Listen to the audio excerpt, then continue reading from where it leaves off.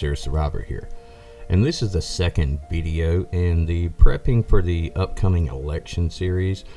And this video is going to focus on our vehicles and things that we should do ahead of time, and some gear and tools that we should have in our vehicle at all times. A lot of the things we'll discuss you may or may not need for your particular vehicle, but with what's going on and the direction that things could go if a civil war does erupt after this election, like so many people are predicting, then making sure your vehicle is strong, making sure your vehicle is stocked, and making sure your vehicle is prepared could make the difference between life and death. One of the things that are necessary is to make sure that our vehicle is in top condition for what it can be in. We want to make sure we keep this vehicle topped off with fuel, because if we do have to get out of a situation, we don't know how far we're going to have to drive. And having it topped off with fuel that'll at least take a little bit of worry out of the problem. Keep a constant check on the oil, the power steering, transmission, brake, and even the windshield washer fluids. Always keep these fluids topped off, and performing our basic maintenance on our vehicle, just making sure it's in tip-top condition. Most people are going to do that anyway, but another important thing is to know your vehicle. Know your vehicle's capabilities, know its limits. Does your vehicle have any underlying conditions? How strong is the four-wheel drive? And this is important because if you are in a situation to where you have to do some defensive driving, knowing how your vehicle handles and knowing what your vehicle is capable of is going to make all the difference in the world. You have to understand what your vehicle can do and cannot do. Have a plan. A lot of people work in the same location every day, and this makes it easier if you're going to plan a route home or a bug out route from there if necessary, depending on what your responsibilities are. If it's just one person, then it may not be necessary to return to your home. You may have to bug out from that location. If you have kids or a family, then I would assume, at least I know for me, that home is my first priority, and then bugging out if necessary. But having a plan to get there, and it's not just the roads you drive every day. The roads that I take to my workplace every day are usually extremely crowded. And this is going to be a difficult situation to maneuver if traffic's blocked, if traffic's stopped, if there's some kind of holdup like that. So knowing more than one route is very important. And for a lot of people that have worked and lived in the same area for an extended period of time, this is probably going to come natural to you. But for some that maybe are in a very urban area, or they work in an area that's further away from their home, so they're not as familiar with that area, study the maps, the roads around that area, and prepare a plan.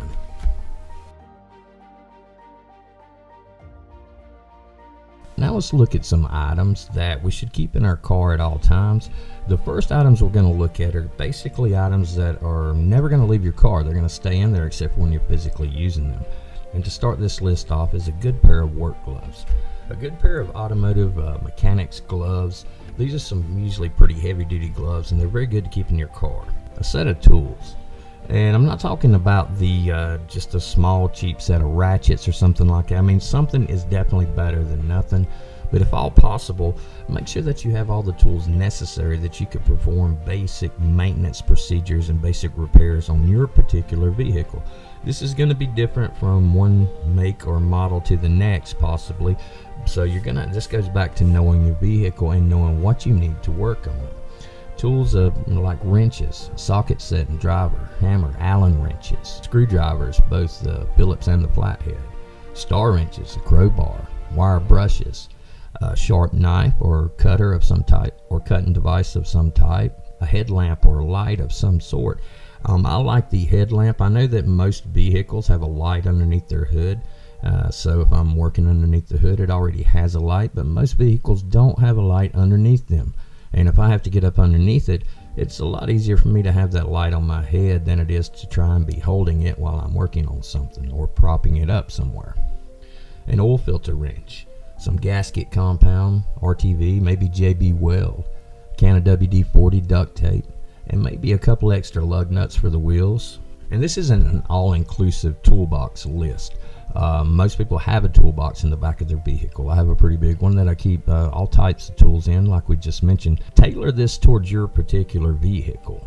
And also on knowing your vehicle, it's a good idea to do a little bit of research and find out what other makes and models of vehicles that your engine parts and brake parts and chassis parts are interchangeable with.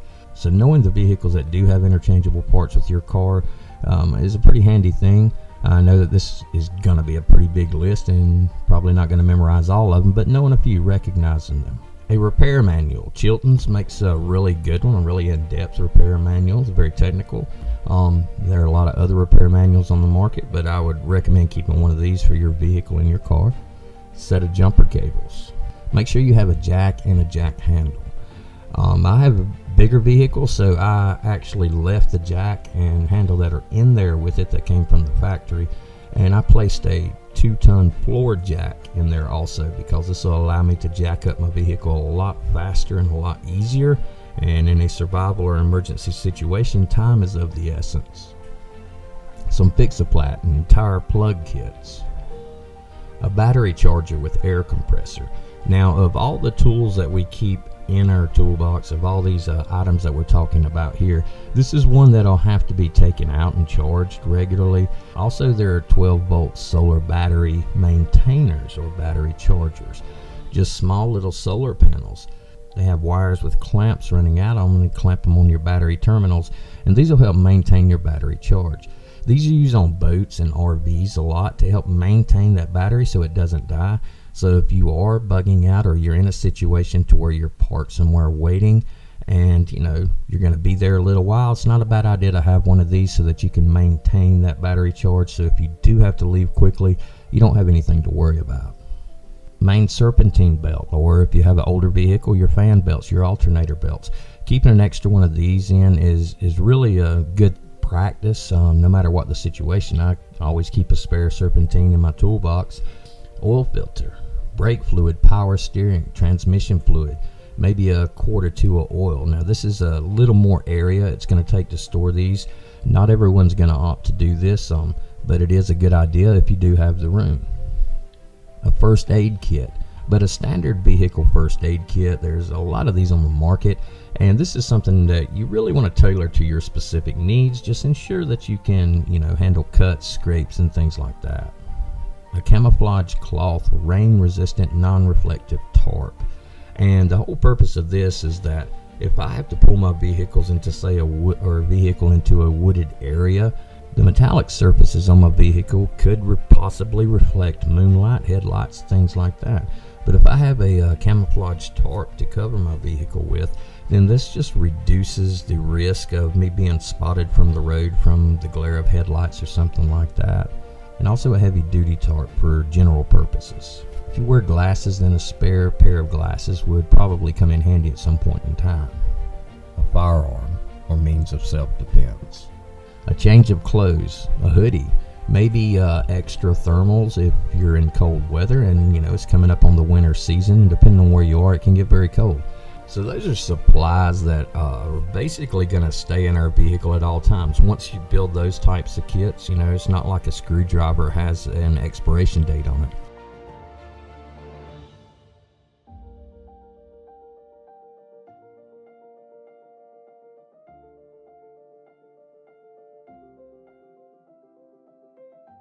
The next thing that I like to keep in my vehicle is what I call a vehicle survival kit. And this is basically a survival kit, but a very small one. It's not a bug out bag. It could function somewhat as a get home bag, but not really. It's just going to contain some supplies and gear that would make an actual survival situation a little easier to deal with. This is a portable kit, but unlike the tool kit, this will have to be rotated out periodically, some of the items in this.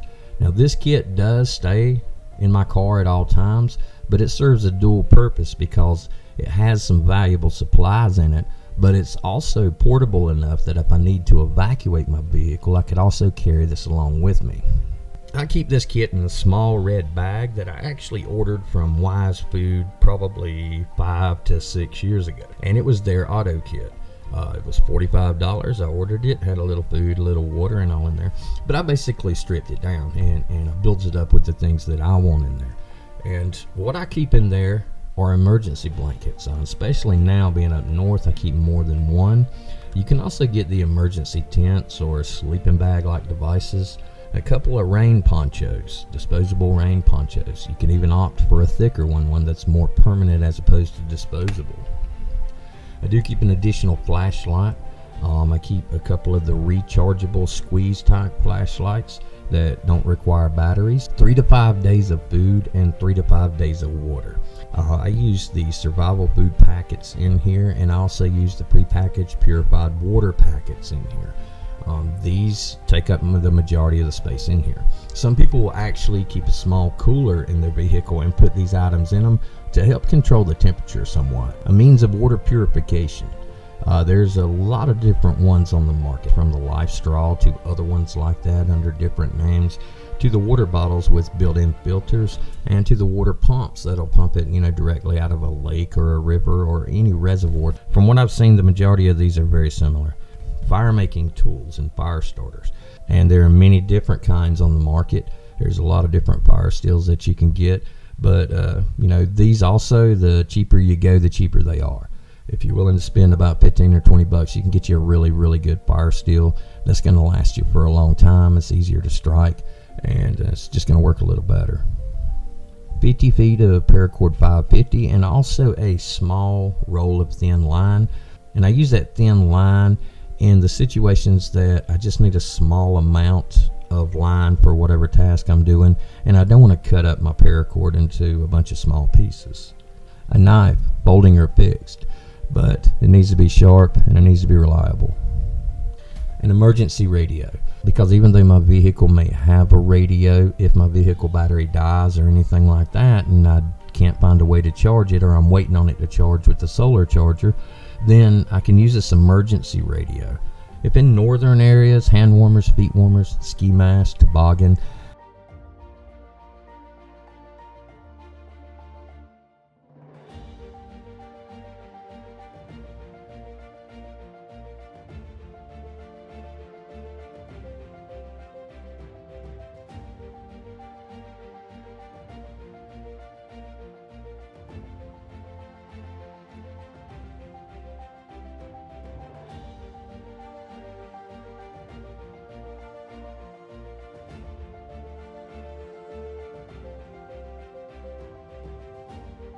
The last thing that I do, in addition to what we talked about here, is my bug out bag, my actual bug out bag. Previously, I used to have a get home bag that I would keep in my car. I would carry it to my car every morning, but I recently decided to replace that with just my standard bug out bag. My standard bug out bag will contain all of the survival gear that's necessary to keep me alive for an extended period of time. But this is something that every morning I take my bug out bag to my vehicle and I go to work. When I come home, I bring it back inside. Now, that does mean an extra trip to my vehicle every morning, but this also ensures that no matter what situation I run into, we don't know if we're going to be able to make it from point A to point B in our vehicle.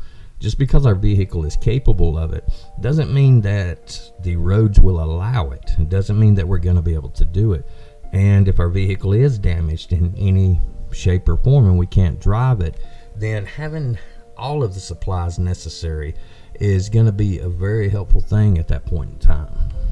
Those are some things that I feel like we should have in our vehicles at all times. I realize that space may be an issue for some people, even financially, because it's not cheap to put together a list like that. If you're going to go out and buy it all today, you're going to lay down a lot of money. But I think most people have got a lot of this stuff already. Well, hopefully the video helped out and maybe filled in some gaps, or served as just simply a checklist for the more experienced people. And keep an eye on the channel. More videos in this series coming soon. Thanks a lot for watching, and for now, Seer Survivor out.